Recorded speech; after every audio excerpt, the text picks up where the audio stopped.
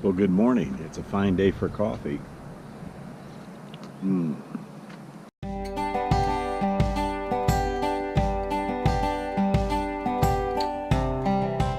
Well, most mornings are, but this morning we're in Cold Springs, Nevada, just about 15 miles north of Reno.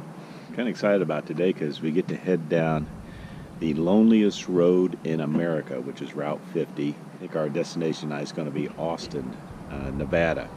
But it's kind of neat because what you do is you go to the visitor center in Carson City and you get what they call the official survival guide. As you stop at different cities along the way, they give you a little stamp, which you can see. We've done Carson City and Dayton, Nevada, which you've seen in some previous episodes. So the plan is to try to get one in Fallon, then Austin, Eureka, Ely, and Baker.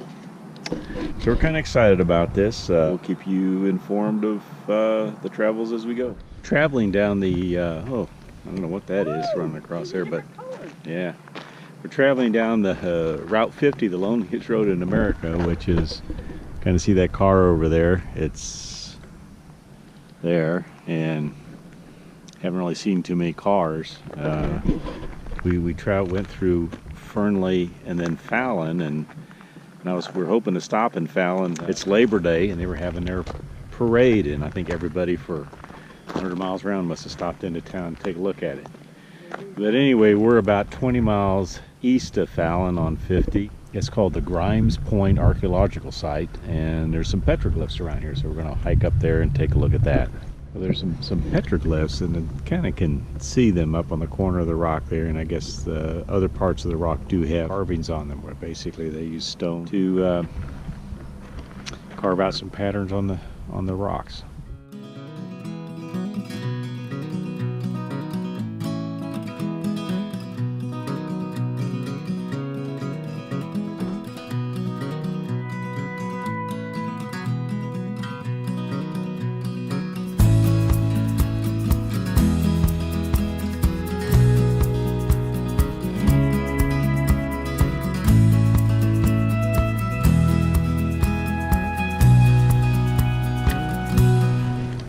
They say these petroglyphs are about somewhere between 2,000 to 3,000 years. 7,000 to 12,000 years ago, this used to be a large lake bed here, and that water came all the way up to the first terrace of that mountain over there. So at one point, this was all underwater, or as it said there, beachfront property about 7,000 years ago. Makes you wonder what stories they told around the campfire and then decided to go ahead and put something on rock. Particular petrographs here date to about 7,000 years ago, and there right now just appear to be some little dents in the rock. Trying to discern a pattern.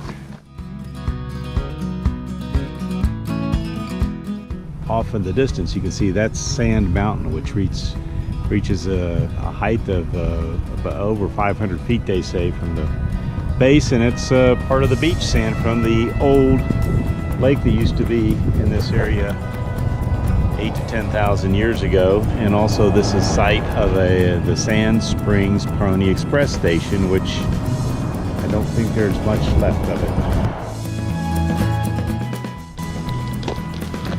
Well, we're still on Route 50, which is they say obviously the loneliest road, and as you can see, there is nothing going this way and nothing going that way.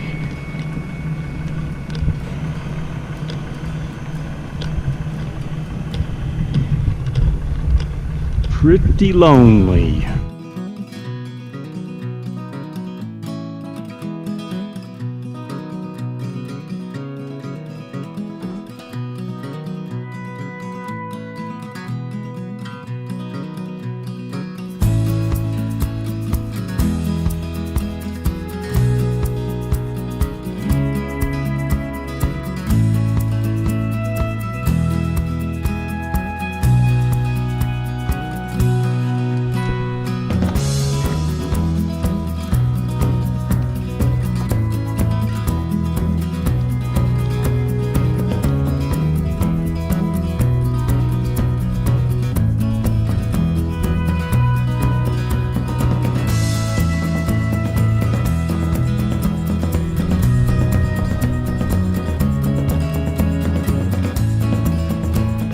Stokes Castle, which is on the National Historic Site, was constructed in 1897.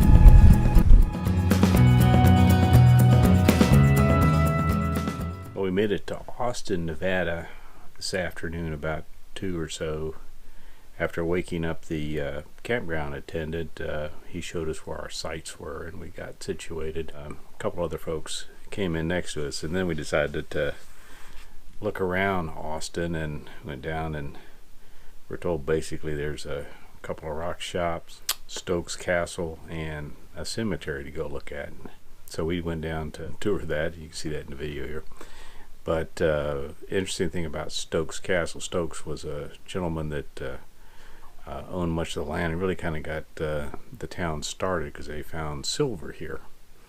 Well, after a couple of years, the silver started to play out, and he realized that. So basically, he built the castle, wined and dined some potential buyers for his enterprises, and sold it lock, stock, and barrel, and moved out of town. That's part of the reason I think he had the castle there, so he would have a fancy place to for his customers. At the peak, there was about 4,000 or 5,000 folks here in town, and it's down to under 200 right now.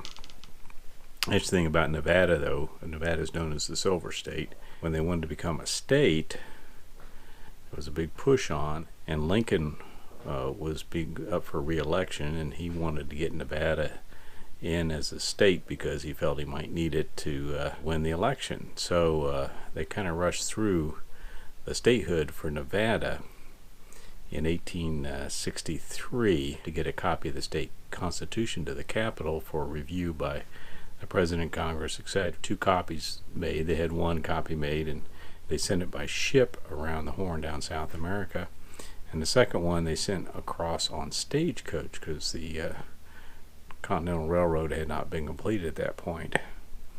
And it became apparent that neither copy would arrive in time for President Lincoln's signature. So they went ahead and telegraphed the entire Constitution to U.S. Capitol, and that telegraph cost over $30-some thousand to send. So at that point, it was the most expensive telegraph ever sent. Good morning. Well, here we are in Austin, Nevada. According to the last census in 2010, that's about 192 folks. The lady at the filling station said there was probably a few less at this point. Beautiful morning. I think the first time we've seen blue sky in a while because of all the fires and stuff. But anyway, we're on our journey. This is about the halfway point for the Loneliest Road in America, Route 50 down there. It was interesting, the camp host here where we're staying at the Austin Baptist Church and RV Park. Probably the nicest place in Austin. Got full hookups, $25. Not bad for an overnight. Not much room, but not bad. Anyway, the host came down and said, this was about 7 o'clock last night, and he said, even though you're right next to the highway, he said, don't worry, it kind of dies down at night, and even at 7 o'clock it was pretty darn quiet. 2 others pulled in, and as you can see, we're just like right next to each other. But friendly folks, everybody was quiet last night. And we're going to be headed on to hopefully Great Basin National Park, or there's a BLM land that we're going to try to get to. Here on the Loneliest Road, US Route 50, we're leaving Austin. Just a tremendous view up here.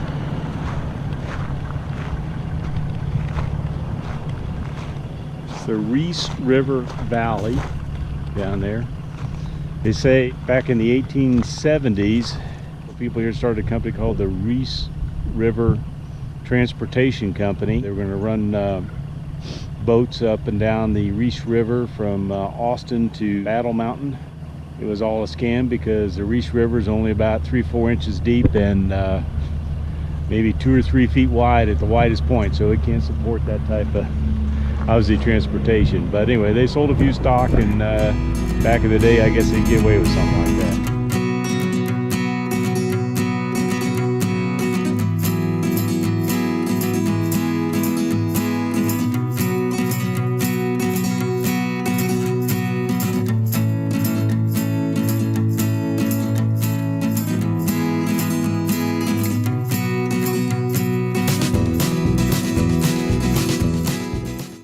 Eureka, Nevada.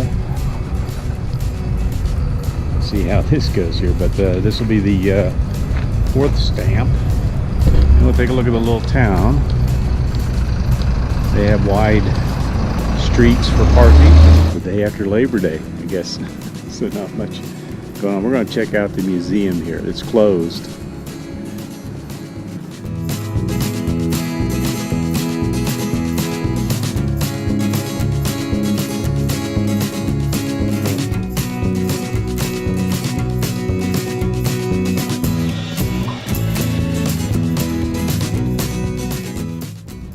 I'm going to say Eli, but I suppose everyone else says Ely, Nevada.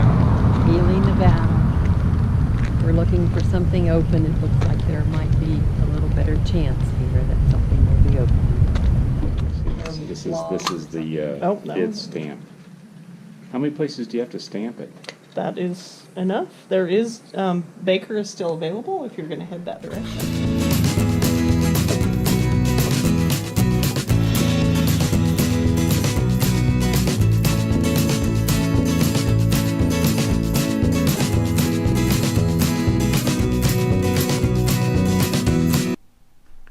Hold on a minute. Hang on. Some late breaking news. Because there are a couple of weeks between the shooting and actual publication of the videos, we did send in our I Survived the Loneliest Road in America to the state of Nevada and just received our certificates. So as you can see, it's a certificate. Congratulations. It is my great pleasure to welcome you as the newest member of the select group of hardy explorers who have completed the journey across Highway 50 in Nevada, the loneliest road in America. From this day forward, you may revel in the knowledge that you have shown uncommon fortitude and courage by facing the unknown horizon without flinching. Your thirst for adventure has catapulted you into the ranks of those who can proudly proclaim the true survivors of Nevada's Highway 50, the loneliest road in America. Fortes fortuna adavant. Well, anyway, signed by the governor. In addition to the certificate, which I guess is suitable for framing, and we will here at some point, you also receive a pin, which I guess I can put on my lapel and show everybody that I have survived the loneliest road in America.